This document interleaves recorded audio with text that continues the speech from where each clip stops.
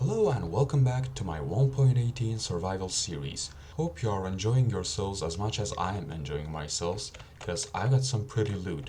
But 2 diamonds may not seem that much, because it's not that much, but this is that much.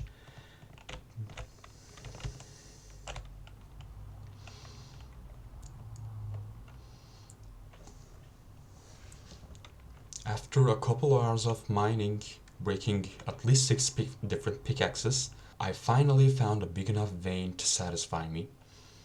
And I'm just gonna get that. The best part is I'm not using golden tools or something funny like that, so it's all legit. It's all finally mine. 10 diamonds. That's a great start. And now for the funny business of going back, crawling back more like. And not lighting these gravel patches could have ended up worse. But I didn't have too many torches with me, so I just made do. And for the rest of the tunnel, it doesn't really matter, because as much as I'm aware, no hostile mobs can spawn in 1x1 areas. So it's pretty safe, I hope. And while exploring a noodle cave that I randomly decided to venture in, I found another ore. So 11 diamonds, I'm in pretty good shape right now. It may not be too obvious, but I did some lighting up of the place as well. The only missing parts are this huge part, along with some little bits and bobs along the way. But this cave is looking pretty peaceful right now.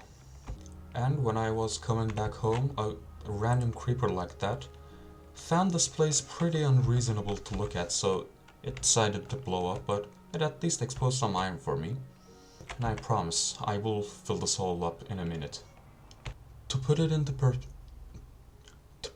perspective, this is all the deep slate that I got while trying to find these 11 diamonds. More like 10 diamonds, but 11. And I had about 45 something pieces of iron ingots, and it's down to 20, so you get how many pickaxes that costed. And turns out the cave below me includes slime spawning, so it's a slime chunk, which gave me these little fellas. As you probably guessed by the deep slate stairs that I have in my hand right now, I worked a bit more on the roof too. This is the new design of my roof as of now, which looks pretty average, but it's definitely an improvement from the last time we saw it. Some little copper blocks to add a little bit of color. So as of now, it can be declared as finished at the moment. There's still a lot more to be done though. So I'm just gonna expand my storage a little bit more and put all the stone types that I'll be finding there. Yeah, it looks much more organized this way. Wait a minute. Those crops aren't yours. So they have chosen death. On guard.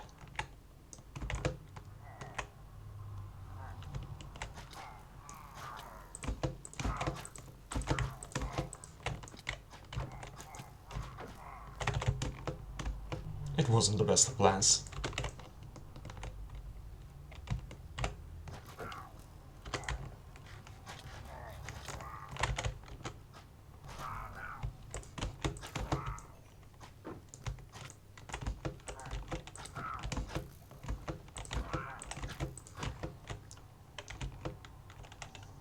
So that was it. A small price to pay for salvation.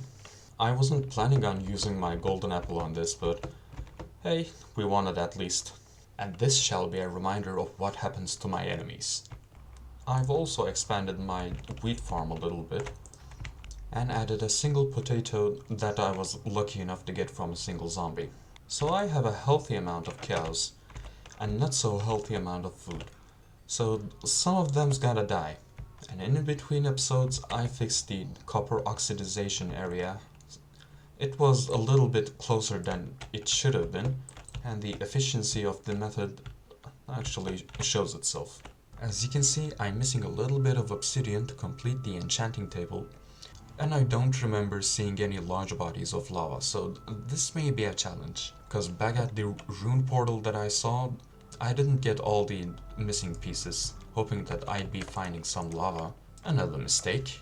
I really need to light this place up much better. I can't have 2 explosions in one episode. Not towards my crops, come on. Nice. Still one explosion. Yep, good as new, nothing missing. So my plan is to row and explore around me, hopefully finding a source of lava or maybe a village even. And please remind me to not venture into a village before this fella's over. Now that is more like it. And that's an entrance. Now this portal doesn't have a chest, and I'm a dum-dum that didn't craft the diamond pickaxe. So I'll just write these codes down and come back the other day. And here's a lava pool on the way back. Now this is pretty good. And two lava lakes right next to each other. That's plenty lava. Always a thrill to rush back home late night. And with a little mistiming, the first diamond pickaxe of the series. Always feels nice. And on my way back I found just another ruined portal without any loot. Again, now we're at this point. So I'm looking to complete another portal along with the enchantment table. So that's about 13 obsidian. And I shall be going for a bit more just to be safe. So 15 obsidian should be enough for the moment. Now to get home. Yeah, this place definitely isn't home, but it shall be worth exploring in a little while. This should be good too. Finally home yet again. And with that, I finally have it. I may not have enough bookshelves to get the max enchantments yet, but I consider this as an absolute win. Soon enough I shall be getting enchanted and preparing for the nether as well. But that's all the time I have for today. So the nether adventure and enchanting shall wait for the next episode. I really hope that you enjoyed what you saw. Hopefully you found it entertaining or at least somewhat interesting, and I hope to see you again in the next episode. See ya!